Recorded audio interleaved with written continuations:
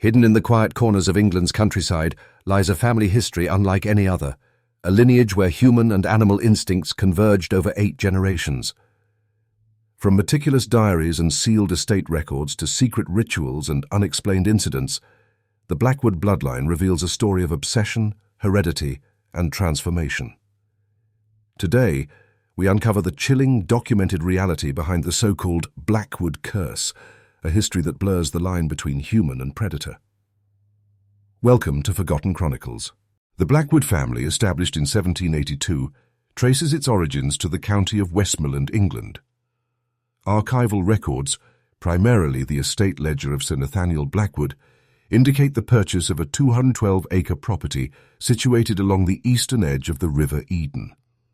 Estate documents denote the construction of a primary residence, auxiliary quarters for servants, and several outbuildings including stables, kennels, and a walled orchard. The primary residence, constructed of locally quarried stone, contained 3 floors, the main family quarters on the 2nd floor, servants' accommodation on the ground floor, and storage rooms in the upper floor.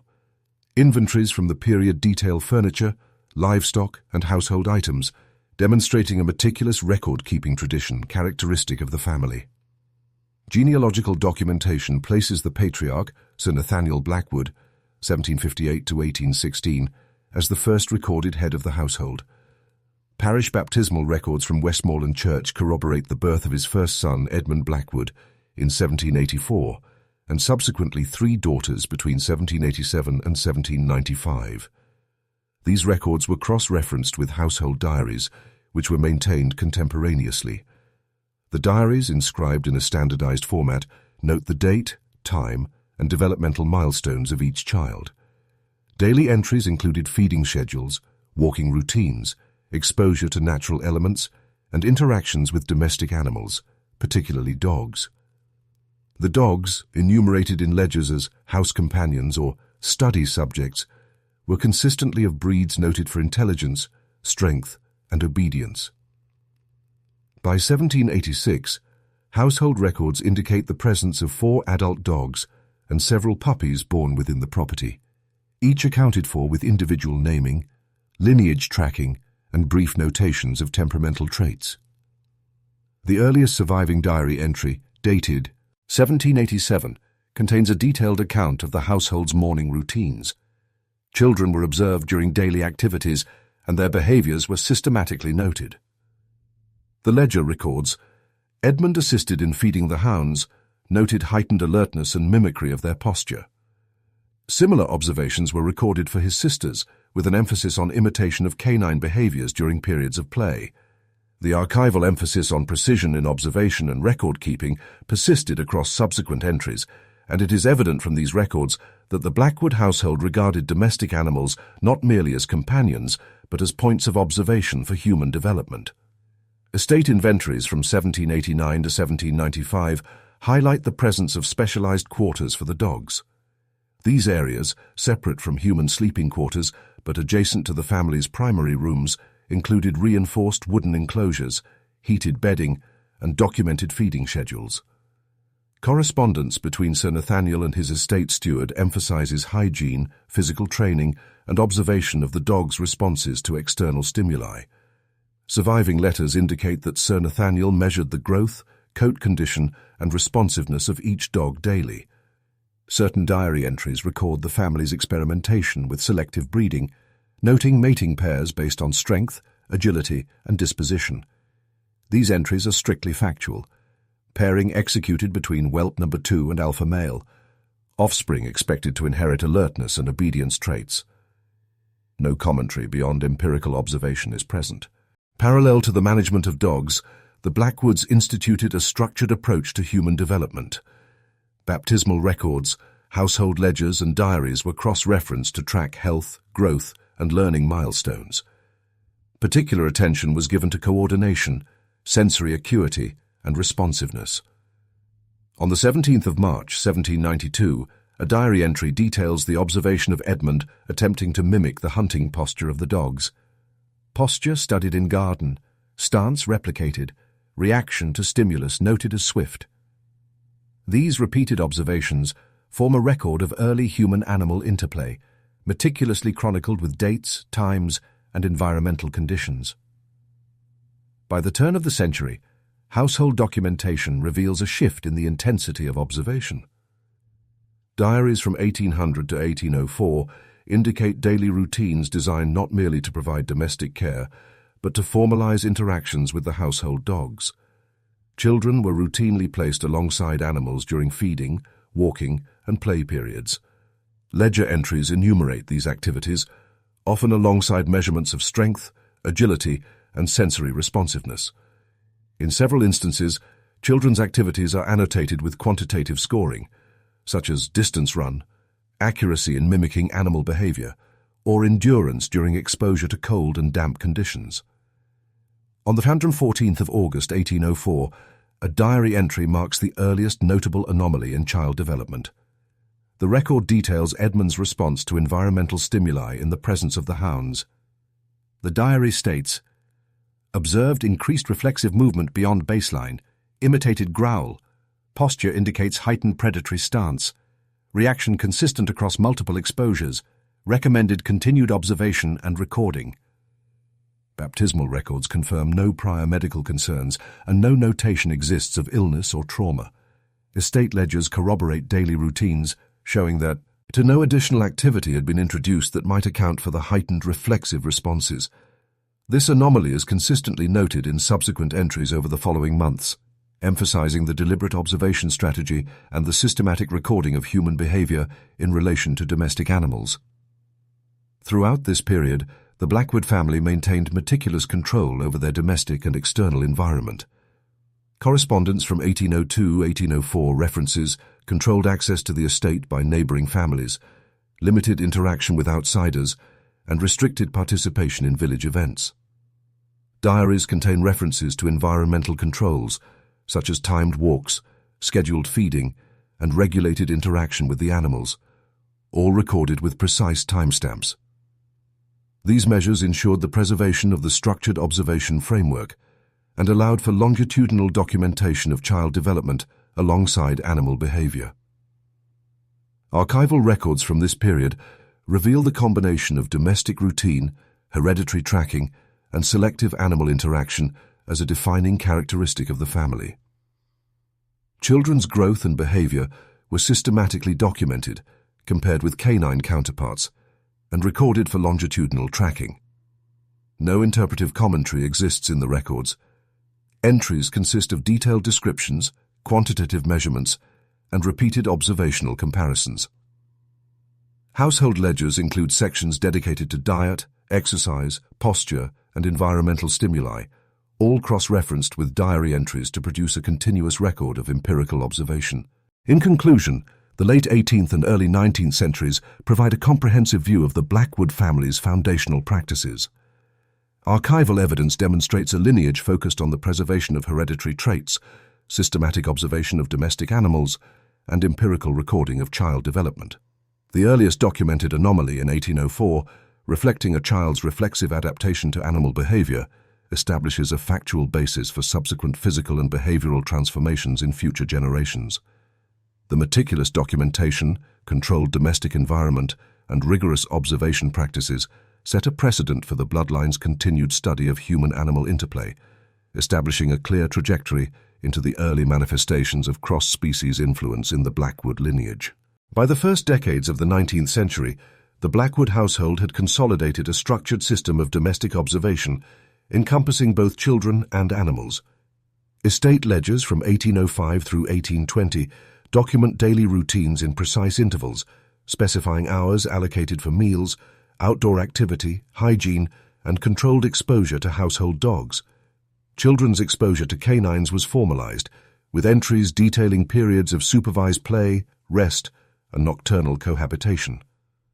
Diaries from this period note that from 1807 onward, Blackwood children regularly spent the entirety of night hours in the same sleeping quarters as the household's adult dogs. Entries specify the arrangement of bedding, the positioning of each child relative to the animals, and the recorded duration of uninterrupted proximity. Household records denote a continuous presence of at least 4 dogs per child during sleep, with rotations ensuring that each child interacted with multiple animals over consecutive nights. Family journals of the period systematically recorded the observed effects of these interactions.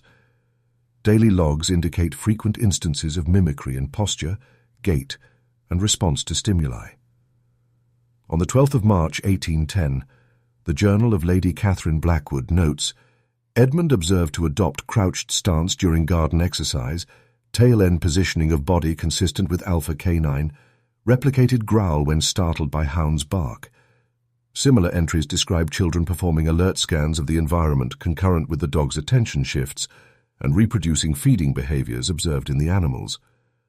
The logs often include quantitative measures, noting the duration and frequency of such mimicry, the precise spatial arrangement during play, and the repetition of specific behaviors.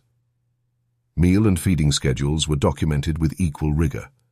Estate ledgers include tables regarding caloric intake, protein quantities, and timing for both human and canine occupants of the household. Observations note coordinated feeding practices. Children were instructed to feed the animals under supervision and subsequently replicate similar postures during their own consumption. This practice, recorded as part of developmental monitoring, emphasized synchronized behaviors. Entries from 1812 remark on early instances of resource guarding, with children demonstrating heightened awareness of food locations and immediate responses to any encroachment by either animals or siblings. The household diaries also document nocturnal activity. From 1809 onward, notations indicate children's unusual vigilance during night hours, characterized by shifts in sleeping posture, extended periods of wakefulness, and heightened sensory responsiveness. On 8 October 1814, an entry reads, Edith maintains elevated position on bedding. Eyes track movements of surrounding animals. Posture adjusted in response to canine relocation within room. Audible mimicry recorded in low growl during disturbance at 03:45. Such entries recur frequently, providing a longitudinal record of behavioral development influenced by extended exposure to canine occupants. These observations were systematically recorded, with timestamps, environmental conditions, and corresponding animal behavior noted alongside child actions. Alongside behavioral documentation, physical development was meticulously noted. Household records include measurements of height, limb proportion, musculature, and reflex responses. Entries from 1816 indicate children exhibiting enhanced agility and strength relative to contemporaneous standards. Notations reference endurance trials in the walled gardens, coordinated with canine activity, detailing completion times, repetitions, and observed compliance with physical instruction. State ledgers cross-reference these data with dog performance metrics, noting the comparative growth and capability between human and animal subjects. Evidence of early territorial and predatory tendencies appears sporadically across journals between 1812 and 1820. Children were observed to respond to perceived intrusions into the estate grounds or household spaces with increased vocalization, alert stance, and defensive action. Diaries record instances of aggressive posturing, often synchronized with the dog's reactions. On the 22nd of May 1818, Lady Catherine's journal notes, Edmund intercepted neighbor's hound entering property. Stance mirrored alpha canine. Subsequent barking matched canine vocalization. Instructed to withdraw following caretaker intervention. While entries remain descriptive, they establish a pattern of heightened environmental awareness and early manifestations of coordinated protective behavior. The diaries further detail incremental blurring of boundaries between human and canine routines. Tasks such as grooming, coordinated walking, and nocturnal positioning were increasingly executed with reference to canine models. From 1815 onwards, logs indicate that children frequently assumed positions and postures identical to those of adult dogs during daily activities. The repetition and duration of these behaviors were systematically tabulated, demonstrating the family's methodical observation approach and the continuity of canine-influenced behavior over multiple years. By 1820, the archival record shows an intensification of both behavioral and physical developments. Estate ledgers from this period highlight children demonstrating endurance, agility, and reflexive responses that exceeded typical developmental expectations for their age. Diaries annotate repeated instances of nocturnal mimicry, acute sensory awareness, and coordinated interactions with dogs during both play and structured exercises. Measurements of limb length, hand-eye coordination, and reflex responses were meticulously recorded, with tables comparing each child to prior generations. The Blackwood family's dedication to continuous empirical documentation ensured that anomalies were immediately noted and integrated into longitudinal observation protocols. In 1823, the earliest formal medical observation of a Blackwood child exhibiting unusual development was recorded by the local physician, Dr. Thomas Lister. The report details the physical characteristics of the child, noting increased muscular definition, pronounced reflex responsiveness, and atypical dental alignment. The physician's examination was initiated following parental concern over deviations from normative growth patterns. Estate journals corroborate the physician's observations, noting concurrent behavioral mimicry, heightened territoriality, and early manifestations of nocturnal vigilance. The medical report concluded with recommendations for continued observation, while the family's diaries integrated these notes into their ongoing records. This documentation constitutes the earliest intersection of external medical scrutiny with the household's empirical observation practices and prefigures subsequent records of pronounced transformations in both morphology and behavior. Archival evidence from 1823 onward establishes the emergence of what would later be described as monstrous traits. The systematic exposure of children to canine routines, prolonged nocturnal cohabitation, and structured replication of animal behavior produced observable anomalies in both physical and behavioral traits. Diaries, ledgers, and the physician's report converge to provide a continuous record, devoid of interpretive commentary, detailing the interaction between Blackwood children and domestic dogs. These materials document the controlled environment, structured observation routines, and methodical recording that characterized the household, while highlighting the earliest signs of transformation that would persist into subsequent generations. By the close of this period, the Blackwood family had established a framework for continued longitudinal study of cross-species interaction. Records demonstrate the deliberate preservation of controlled exposure, routine measurement, and empirical recording of developmental outcomes. The 1823 medical observation, coupled with extensive diaries, establishes a factual basis for the study of emergent anomalies and sets the foundation for subsequent chapters documenting hereditary manipulation, physical deviations, and the formalization of interspecies influence on the bloodline. The evidence contained within journals, ledgers, and medical correspondence provides a precise and unbroken record, preparing the archival narrative for the next stage of documented transformation. By the mid-19th century, archival evidence indicates that the Blackwood lineage exhibited the earliest verifiable physical and behavioral anomalies beyond standard developmental variations. Estate records and family correspondence from 1835 to 1860 document multiple descendants displaying abnormal growth patterns, increased musculature, and altered nocturnal activity. Observations were recorded across diaries, letters to distant relatives, and early medical examinations, providing a composite empirical record of transformation within the household. Family diaries detail elongation of canine teeth, heightened jaw musculature, and pronounced muscular development in children and young adults. A ledger entry dated 12th of June 1842 records measurements of Samuel Blackwood, age 11, noting, "Mandibular arch displays canine extension beyond normative range. Forearm and calf musculature exceeds expected girth by 12% relative to documented cohort."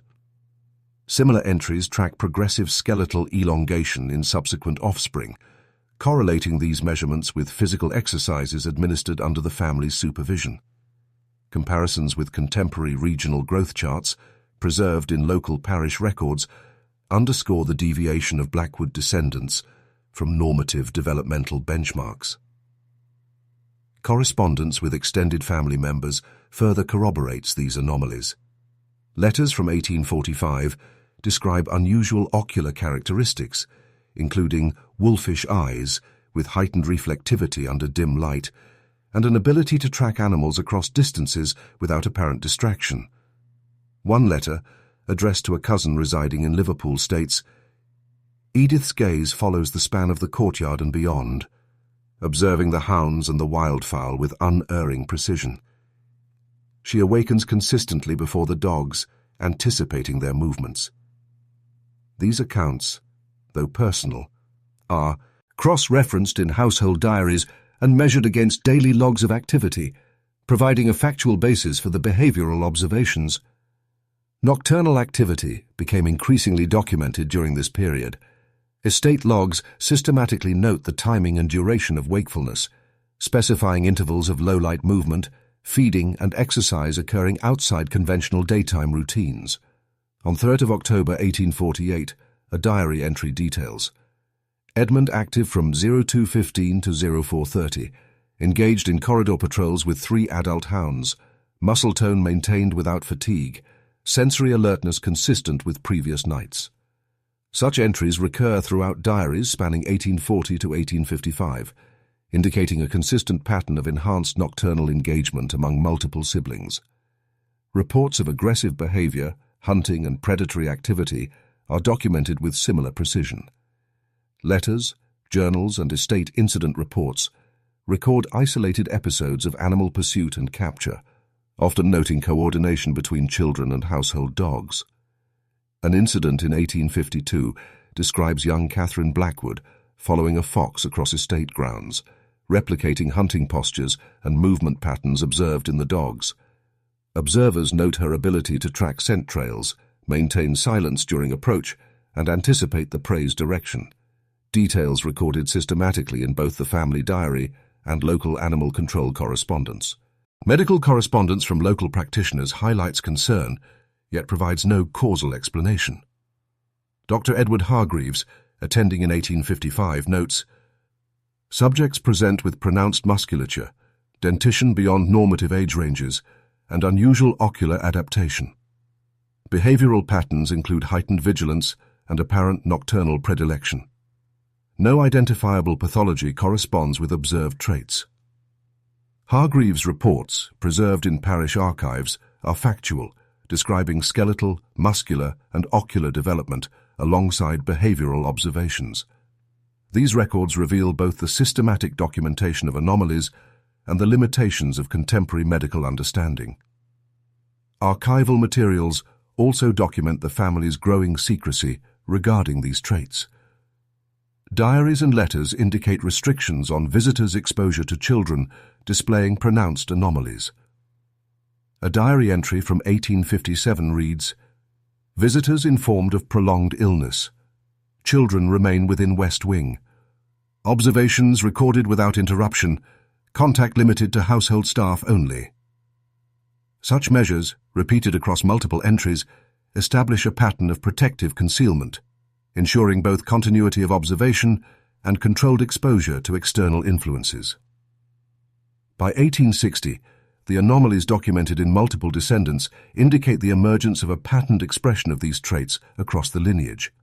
Estate ledgers, combined with diaries and correspondence, show that elongated canines, muscular hypertrophy, nocturnal activity, and predatory behavior were now observed in successive offspring. Factual recording of timing, posture, diet, exercise, and interaction with household animals underscores the methodical nature of the family's empirical study. Letters and diaries from the late 1850s indicate an emerging intention to formalize the cultivation of these traits. Notes in Lady Cath. Erin's journal reference planned exercises designed to enhance strength, agility, and tracking ability, often in conjunction with canine counterparts. These entries, while descriptive rather than interpretive, document the first deliberate interventions aimed at amplifying observed anomalies.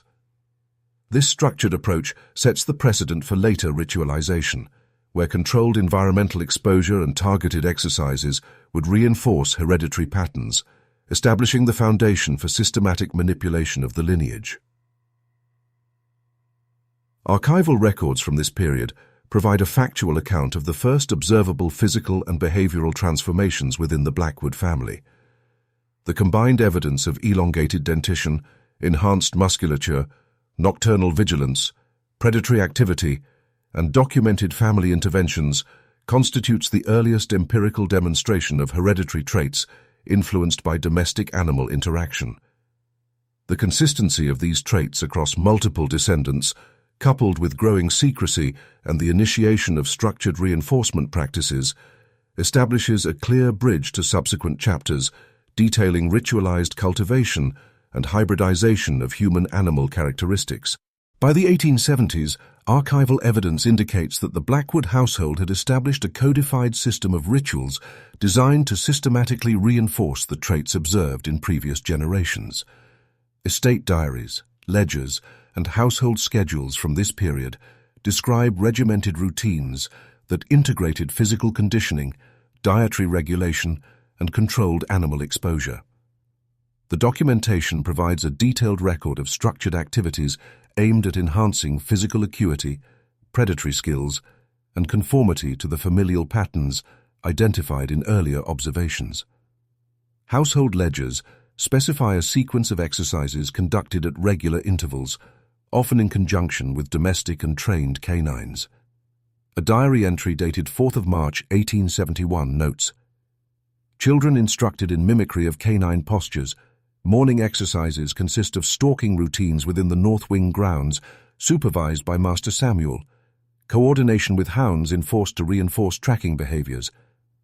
Similar entries detail incremental escalation of these exercises, including timed pursuits, silent approach drills, and nocturnal observation sessions. Observations were meticulously recorded, noting duration, location, and alignment with canine counterparts, with results tabulated in personal notebooks maintained by family members. Dietary practices were systematically regulated to complement physical and cognitive development. Estate ledgers from 1872 to 1878 document a controlled rationing of protein sources, grains, and dairy products, along with precise allocation of hunting rewards to reinforce successful completion of training exercises. A note in the ledger for 23rd of September 1874 specifies, "John Blackwood receives supplemental venison following nocturnal tracking exercises. Dairy intake reduced in accordance with calculated caloric balance." These records reflect a deliberate effort to monitor nutritional intake in alignment with physical development, and dietary logs consistently correlate consumption with recorded outcomes in endurance, agility, and skeletal growth. Nocturnal activities formed a central component of ritualized reinforcement. Diaries from 1873 detail nightly expeditions into estate perimeters, often accompanied by the full complement of adult and juvenile hounds. Entries enumerate structured routes, checkpoints, and observation targets, recording distances traveled, time of activity, and responsiveness to animal cues. On the 18th of November 1875, an entry reads, "Eleanor and Robert Blackwood traverse perimeter, tracking hares and foxes in timed intervals. Hounds provide auditory and olfactory guidance. Movements recorded in West Wing ledger." Such precision demonstrates the methodical nature of training, emphasizing repetition, documentation, and incremental reinforcement of predatory behavior. Household records also document exercises designed to control social interactions with outsiders. Logs from 1876 describe activities limiting contact with estate staff or visiting neighbors, alongside exercises reinforcing alertness to external movement and potential interference.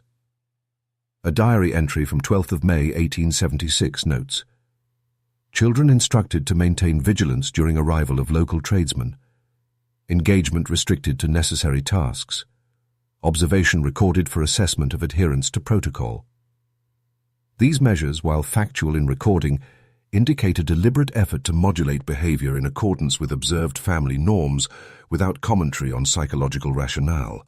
The archival record further details ritualized manipulation of environmental stimuli. Family diaries describe staged exposure to local wildlife, controlled confrontations with domestic predators, and scheduled observation of natural hunting behaviors. An entry from 9th of October 1878 specifies, "Children exposed to nocturnal activity of foxes within enclosed garden, instructed to track scent and replicate observed behaviors.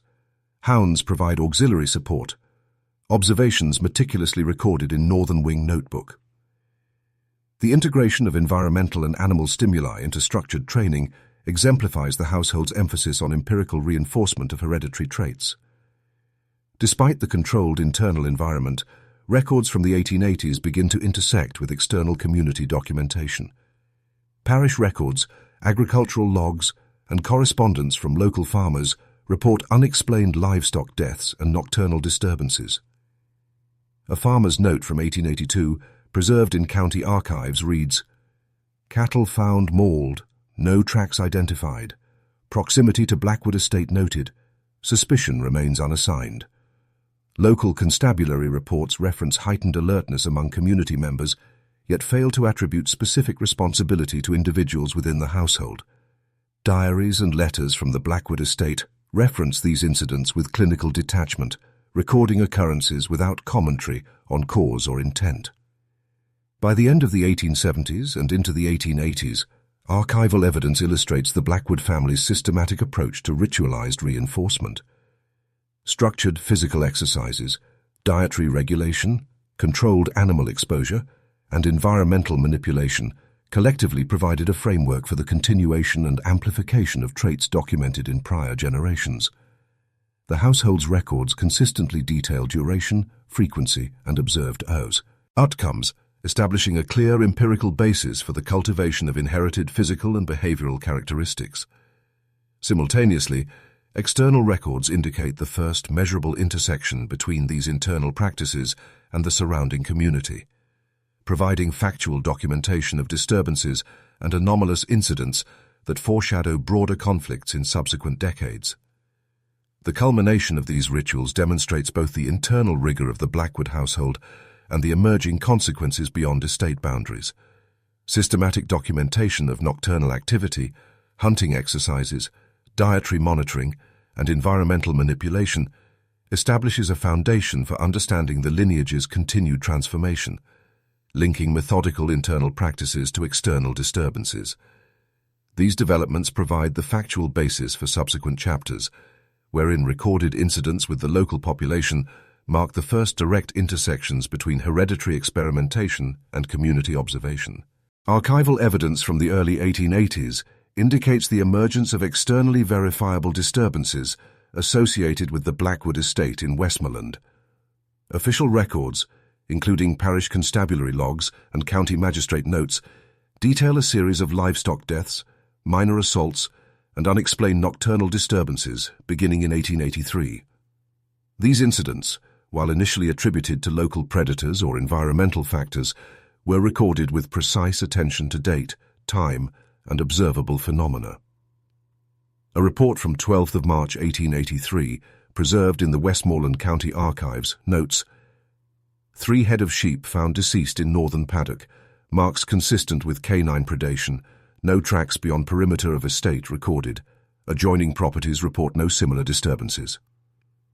Subsequent reports throughout the spring and summer of 1883 document additional incidents of cattle mutilation and damage to domestic fowl, each noted with exact time of discovery, environmental conditions, and estimated cause. Constabulary correspondence emphasizes the absence of identifiable animal tracks beyond the estate and remarks on the heightened state of alert among neighboring farmers. Estate correspondence from the same period provides a complementary perspective.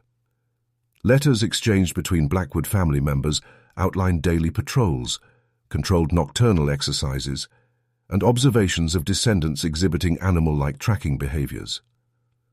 A letter dated 27th of April 1883 from Samuel Blackwood to his cousin in Durham details, "The children conducted in alignment with nightly tracking routines, livestock in proximity observed, no interference reported, hounds employed to supervise peripheral activity, records maintained for review in household ledger."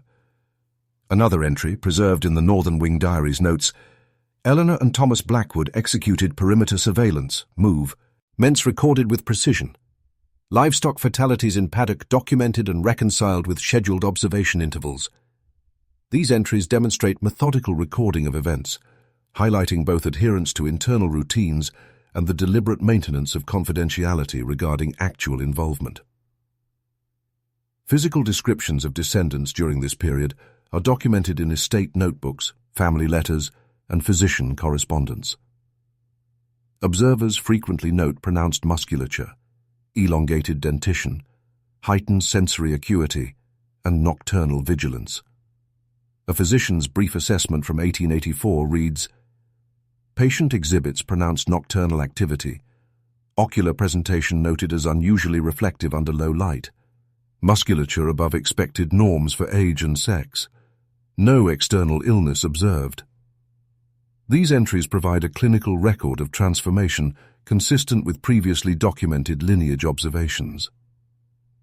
Newspaper archives from regional publications report local speculation regarding anomalous activity on and near the estate. The Forgotten Chronicle, in a brief notice dated 14th of October 1883, states, "Livestock attacks of unusual nature continue near northern estates. Causes undetermined. Local populace increasingly concerned. Authorities offer no definitive attribution." Another notice remarks on the circulation of rumors describing beast-like figures glimpsed near livestock enclosures at night. While the reports are anecdotal, they corroborate estate and constabulary documentation of recurrent disturbances, providing an external factual reference to the ongoing incidents. Further correspondence within the Blackwood household emphasizes deliberate concealment. Letters instructing estate staff on the reporting of deaths, allocation of livestock for observation exercises, and precise timing of nightly routines suggest a coordinated effort to obscure the involvement of family members. An entry dated the 2nd of December 1883 notes, "Staff instructed to attribute any anomalies to wandering predators. Ledger entries to reflect standard practice. Observations maintained for internal review only." These records indicate an organized approach to both the execution of ritualized practices and the management of external perception.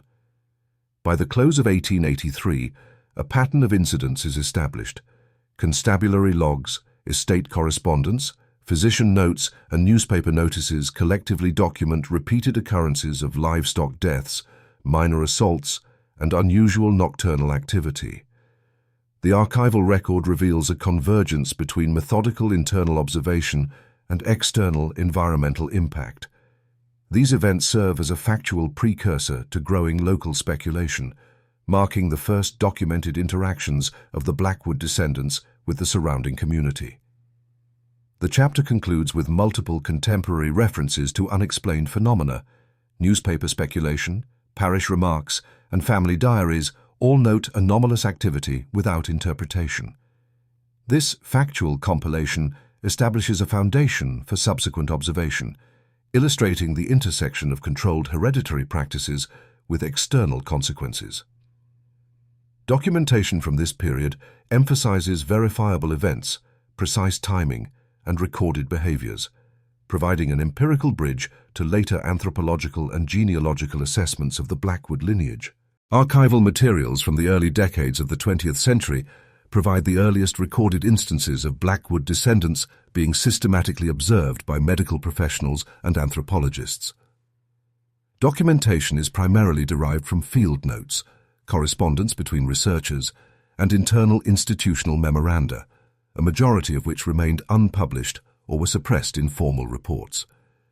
These records indicate an unusual convergence of physical, sensory, and motor anomalies among select descendants, observed under controlled conditions designed for empirical measurement. In 1903, a visiting physician, Dr. Edward F. Mallory, was commissioned by the Westmoreland County Medical Society to conduct routine physical examinations of rural families. Notes preserved in the Blackwood Estate archives include a meticulous record of measurements, skeletal length, cranial dimensions, limb-to-torso ratios, and dental morphology. Dr. Mallory's observations indicate elongated phalanges and metacarpals exceeding average measures for age-matched peers. Limb proportions, particularly in the lower extremities, suggest enhanced leverage and musculature efficiency. In a memorandum addressed to the Society, Mallory records, "Descendants exhibit disproportionate limb elongation. Manual dexterity and digit extension exceed normative ranges. Further observation recommended to ascertain potential correlation with occupational or environmental factors." Anthropological interest in the family emerged concurrently. In 1906, field notes by Professor Lionel Hargrave of the London Anthropological Society describe controlled testing of reflexes and sensory acuity. Hargrave's diaries, now preserved in private collections, indicate repeated exercises in which subjects were prompted to react to auditory, visual, and olfactory stimuli. One passage reads, "Subject exhibits immediate response to auditory cues with latency significantly below documented norms. Olfactory recognition of chemical compounds notably acute. Rapid pursuit of small mammalian targets demonstrates coordination and predictive response patterns beyond expectation for age and training." These records detail procedural parameters, including distance measures, stimulus timing, and repeated trials to confirm consistency, reflecting the methodical rigor of the observation. Complementary estate records corroborate anthropological data. Household diaries maintain logs of structured exercises that predate formal external observation. Entries describe supervised nocturnal tracking within controlled grounds, timed responses to stimuli presented by family attendants, and gradual exposure to variable environmental conditions. A diary entry from 1908 notes, "Charles and Beatrice Blackwood successfully navigated perimeter course, reflexes timed, olfactory assessment confirmed via retrieval of marked specimens, comparative performance maintained against prior entries." These accounts provide internal verification of externally observed phenomena, demonstrating continuity in the cultivation of specific abilities across generations. Medical correspondence emphasizes the suppression of anomalous findings in public discourse. Letters between Dr. Mallory and Professor Hargrave indicate deliberate omission of extraordinary measurements from formal reports. As discussed, documentation of phalangeal elongation and reflexive acumen to remain internal. Public report to attribute all observations to environmental variance and nutrition. Avoid speculation regarding hereditary influence. This reflects a coordinated effort to shield both family and institution from potential scrutiny or scandal, while simultaneously maintaining detailed empirical records for ongoing internal assessment. Observational data further document heightened muscular development, skeletal density, and ocular responsiveness. Anthropometric measurements recorded over multiple sessions reveal incremental increases in limb length, hand span, and vertebral robustness, consistent across multiple descendants. Reflex trials demonstrate accelerated response time, particularly in pursuit, evasion, and object retrieval scenarios. Olfactory testing, conducted using controlled scent-marked objects, indicates discrimination capacity beyond that of peers, as noted in detailed trial logs preserved by Professor Hargrave. Each entry specifies trial conditions, timing, and repeated measures, providing a methodical and verifiable dataset of trait consistency. By 1915, archival notes indicate a shift in observed capabilities. Observers record not only enhanced physical attributes, but emergent cognitive strategies applied during tracking exercises. Instances of problem-solving, anticipatory movement, and coordinated action with peers suggest a deliberate integration of strategic behavior alongside inherited physical traits. Estate diaries align with these observations, detailing exercises where descendants anticipate movement patterns of target animals and demonstrate calculated planning during nocturnal courses. These accounts collectively document a nascent hybridized profile, combining enhanced predatory reflexes with emergent tactical intelligence. Archival materials from the late 1920s provide extensive documentation of behavioral developments among Blackwood descendants, revealing a deliberate shift from incidental predatory behaviors to conscious strategic actions. Family diaries, household instructions, and observational notes preserved in estate ledgers indicate a systematic effort to cultivate controlled aggression, social manipulation, and dominance hierarchies, both within the household and during interactions with external subjects. A series of diaries dated 1927 to 1929, maintained by the estate's appointed household stewards, provide the primary source for behavioral observation. These records describe structured exercises involving the tracking of small game across estate grounds under timed conditions. Each entry details specific performance metrics: distance covered, duration of pursuit, success rate in capturing targets, and comparative performance against prior trials. One diary entry from June 1928 states, Edmund and Helena completed perimeter pursuit in 12 minutes, demonstrating anticipatory movement and interception of quarry beyond projected vector. Reflexive response remains consistent across repeated trials. The record emphasizes the measurement of outcomes and precise execution, with no interpretive commentary on emotional or psychological motivations. Supplementary instructions preserved in the estate's household protocols provide further context. Sections devoted to social conditioning outline structured interactions among siblings and cousins, emphasizing the application of dominance, intimidation, and calculated cooperation to achieve objective goals.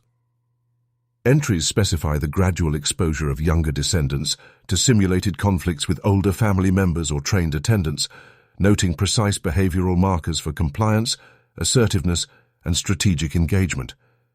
A 1928 memora. Endum indicates, subject to observe peer movement, anticipate obstruction, and employ calibrated force. Deviation from protocol to be corrected via repetition under controlled supervision. These directives demonstrate a methodical approach to fostering tactical behavior, blending physical conditioning with deliberate manipulation of social dynamics. Observational notes by estate stewards corroborate the systematic nature of the training. Multiple entries document controlled engagement with domestic animals and visiting laborers used as surrogate targets for testing predatory strategy. Performance logs detail stalking techniques, concealment, and ambush execution.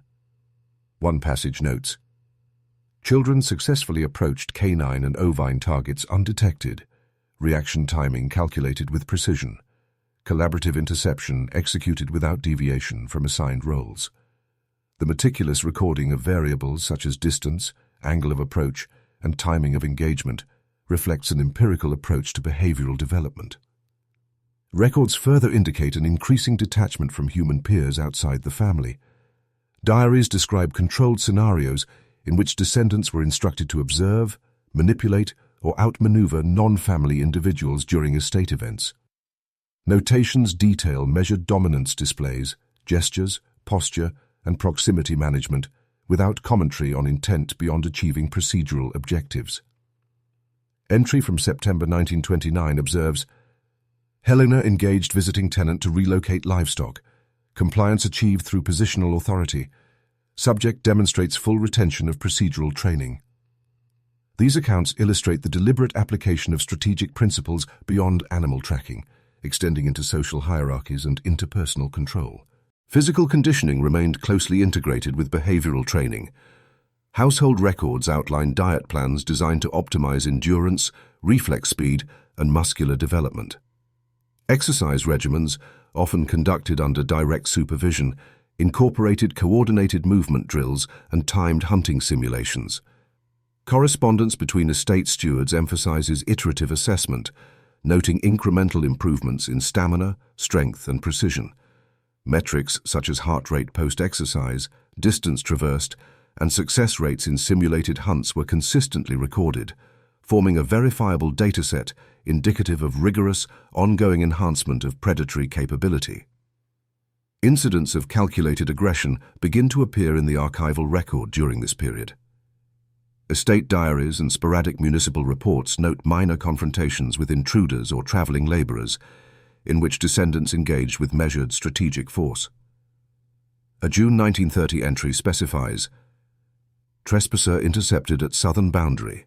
Subject executed non-lethal restraint, ensuring full compliance. Procedural success achieved without external injury beyond containment. These accounts indicate an escalation in the application of trained behaviors toward outsiders, signaling a nascent capacity for lethal force while maintaining operational control. By the close of the 1920s, a clear pattern emerges across multiple data sources. Descendants consistently exhibit coordinated predatory strategies, both physical and social, reinforced through structured repetition and measured observation. Diaries, household protocols, and steward reports collectively provide a comprehensive record of incremental development, documenting the convergence of enhanced reflexes, tactical planning, and deliberate social manipulation. These entries emphasize methodical verification and empirical evaluation, with each behavioral attribute carefully recorded, quantified, and refined. Between 1940 and 1960, archival evidence indicates a marked increase in documented incidents occurring in proximity to the Blackwood estates. Local administrative records, police files, and regional newspapers, when cross-referenced with estate correspondences, reveal patterns of disappearances, attacks on livestock, and anomalous sightings near Blackwood holdings. While official records often obscure the family's involvement, private investigations, estate ledgers, and witness testimonies provide a factual basis for understanding the fully developed traits of Blackwood descendants. Municipal files from Westmoreland, Cumbria, note a series of unresolved disappearances between 1942 and 1955. Entries specify the date, last known location, and circumstantial details of missing persons. One record dated 14th of October 1947 documents a labourer last observed near the northern perimeter of the Blackwood estate. Subject reported missing. Search of adjoining farmland yields no trace. Livestock found disturbed. No evidence of natural causes. A similar report from June 1952 details the disappearance of a travelling merchant near the southern boundary, coinciding with scheduled estate activities. Recurrent proximity of these events to Blackwood properties suggests a spatial correlation documented consistently across local records. Newspaper clippings retained in regional archives provide additional data. Public reporting, while sparse in descriptive detail, frequently emphasizes unexplained nocturnal disturbances, unusual livestock mutilations, and intermittent accounts of unidentified figures. Notations within estate correspondence suggest deliberate obfuscation.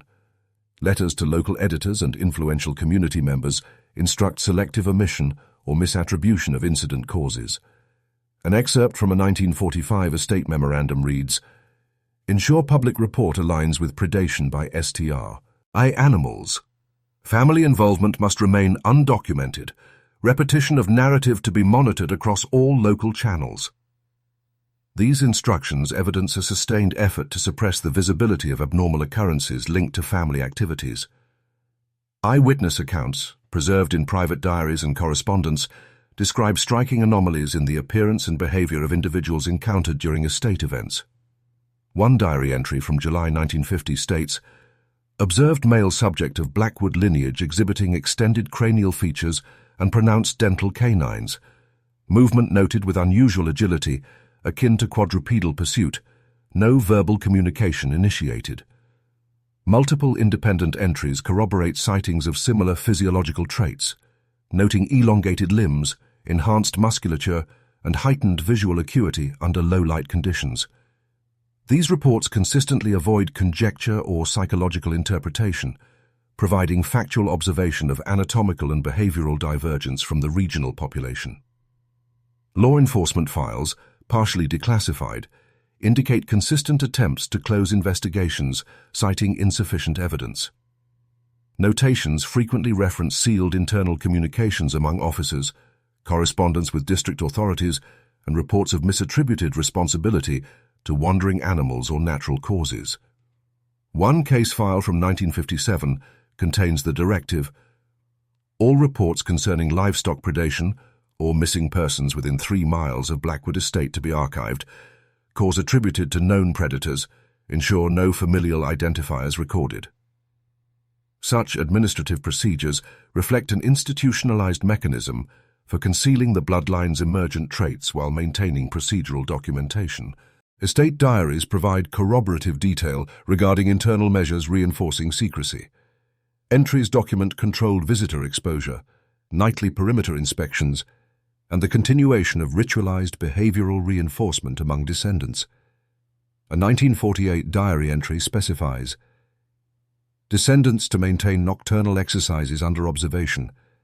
External individuals restricted from interaction. Deviations from protocol recorded in ledger and corrected with immediate repetition."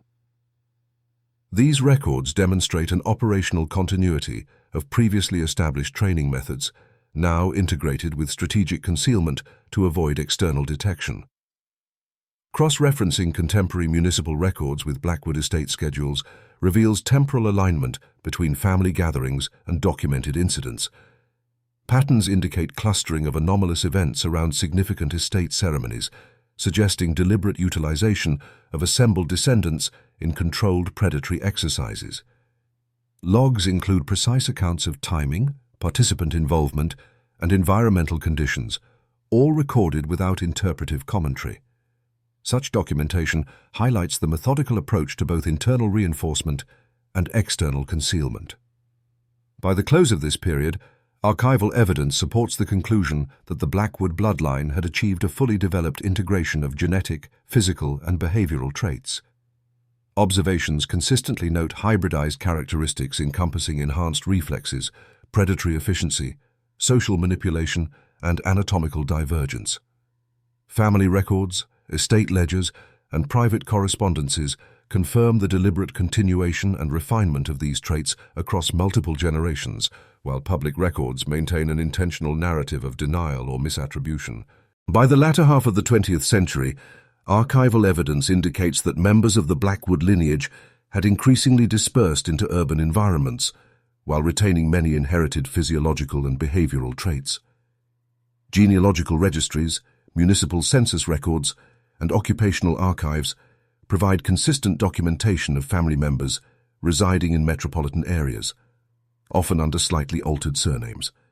Despite integration into modern society, descendants maintained systematic internal documentation of physical development, skill acquisition, and social interaction patterns, reflecting a continuation of the bloodline's historical emphasis on structured observation and controlled exposure to environments conducive to trait preservation.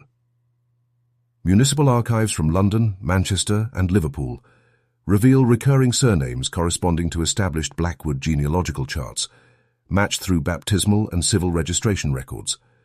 Detailed family ledgers, maintained privately, cross-reference urban addresses with prior rural holdings, documenting relocation dates, household composition, and the continuation of generational exercises adapted to urban contexts.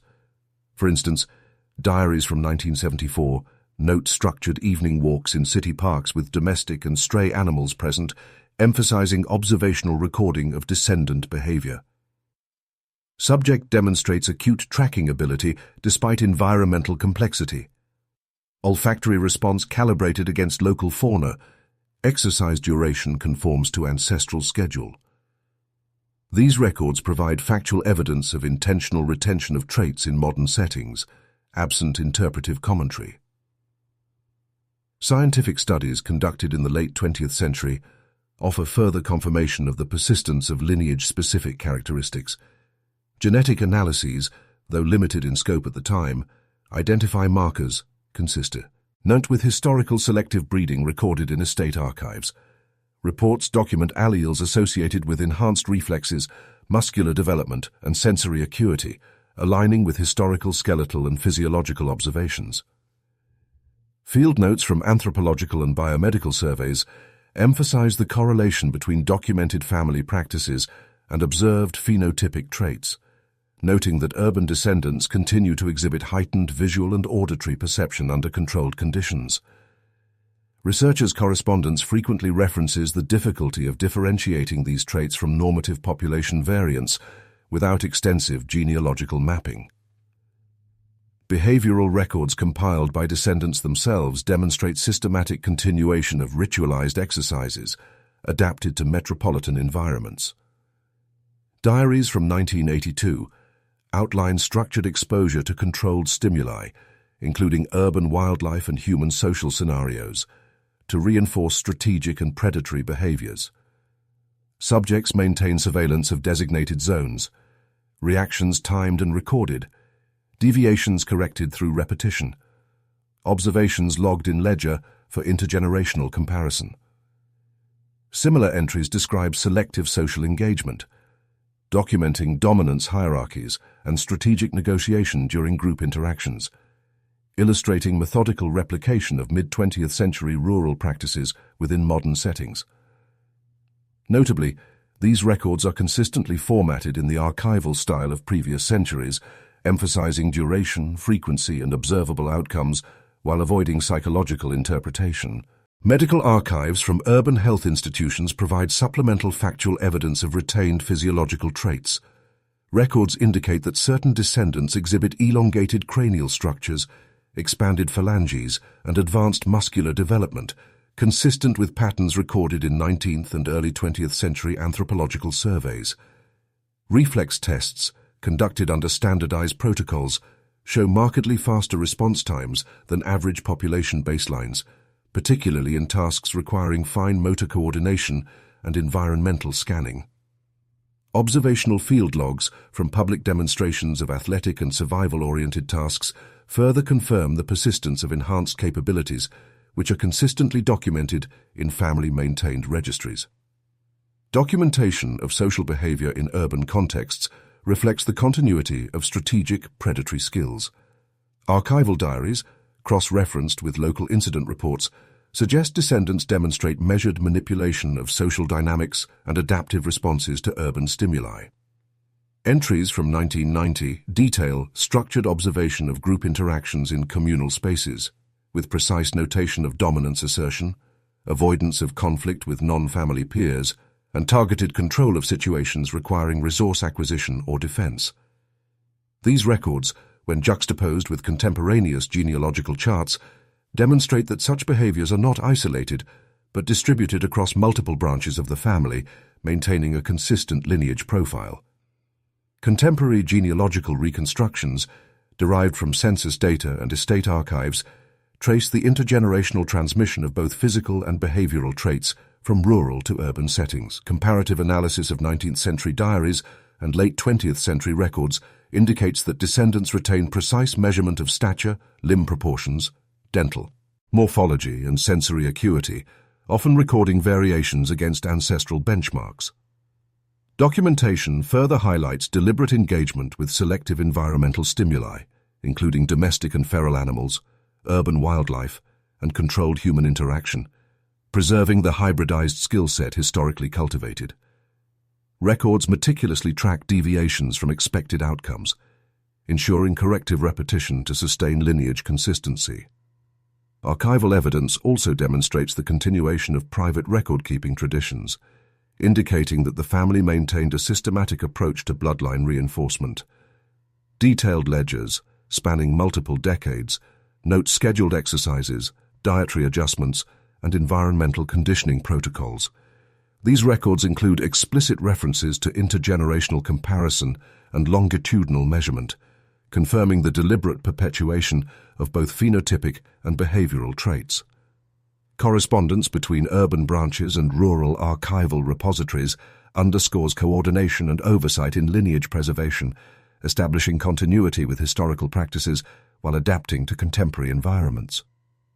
By the close of the 20th century, observational and archival data collectively illustrate that the Blackwood descendants retained a cohesive profile of inherited traits, integrating strategic intelligence, enhanced sensory perception, and physical anomalies within urban settings. Genealogical charts, scientific measurements, and private diaries consistently corroborate the persistence of the bloodline's characteristic hybridized profile. Documentation of deliberate reinforcement, intergenerational comparison, and environmental adaptation provides an unbroken factual chain connecting modern descendants to historical lineage practices. Present-day investigations into the Blackwood lineage consolidate data spanning over 2 centuries, establishing a complete record of 8 successive generations. Archival materials, ranging from rural estate ledgers and baptismal registers to private diaries, local police files, and anthropological surveys, have been systematically cross-referenced to produce a comprehensive genealogical reconstruction. This reconstruction provides factual confirmation of progressive alterations in both physical and behavioral traits across generations, documenting the culmination of practices designed to perpetuate a hybridized profile combining human intelligence with predatory aptitude. Genealogical charts derived from estate records illustrate a continuous line of descent beginning in Westmoreland, England, in 1782. Baptismal entries, household censuses, and marriage registers confirm the identity, birth dates, and familial connections of each descendant. Cross-referencing these charts with private diaries and correspondence reveals detailed observations of growth patterns, nocturnal activity, and interactions with domestic animals, particularly canines. Diaries from the mid-19th century describe elongated dentition, enhanced musculature, and acute sensory response in multiple children, while early 20th century medical and anthropological reports record measurable deviations in skeletal structure, limb length, and reflex speed. Documentation of behavioral patterns is equally extensive. Family journals systematically record exercises intended to reinforce predatory skills, social dominance, and strategic interaction. Early entries note mimicry of canine behavior, nocturnal vigilance, and the controlled introduction of external stimuli to test tracking and hunting ability. Later entries, extending into urban environments by the late 20th century, detail precise monitoring of social engagement, environmental adaptation, and predatory strategy in public contexts. Observational ledgers indicate that descendants maintained these practices rigorously, cross-referencing outcomes with ancestral benchmarks to ensure continuity and efficacy. Police files and newspaper archives provide external verification of anomalous activity, though public documentation often obscures the Blackwood family's involvement. Reports from the late 19th and early 20th centuries detail unexplained livestock deaths, isolated attacks, and incidents of disappearance, while mid-20th century files note human-animal hybrid characteristics in eyewitness descriptions. Correspondence between authorities and local officials frequently includes notation of sealed or misattributed records. These factual observations align with family diaries and estate logs, corroborating the presence of systematic behavioral conditioning and its tangible effects on descendants' interactions with both humans and animals. Anthropological and genetic studies conducted in the late 20th and early 21st centuries further substantiate the hereditary dimension of the Blackwood lineage. Analyses of skeletal morphology, limb proportions, cranial structure, and sensory acuity indicate consistent deviations from population norms. Genetic sequencing identifies markers consistent with historical selective breeding practices documented in family records. These markers correlate with observed enhancements in reflexes, olfactory sensitivity, and cognitive processing associated with strategic predation. Field observations conducted under controlled conditions confirm the persistence of behavioral traits, including calculated movement, environmental assessment, and dominance hierarchy maintenance. The combined archival, scientific, and public documentation establishes the emergence of the Blackwood curse as a multidimensional phenomenon. Physical transformation is recorded as a product of selective breeding and environmental conditioning. Behavioral traits, including predatory strategy, nocturnal activity, and social manipulation, are consistently reinforced through ritualized practice. Documentation demonstrates a deliberate intergenerational approach. Deviations from expected traits are corrected through repeated exercises and observation, ensuring the stability of the hybridized profile. Archival evidence emphasizes precision, regularity, and systematic recording, devoid of interpretive conjecture, establishing an empirical basis for the bloodline's continued attributes.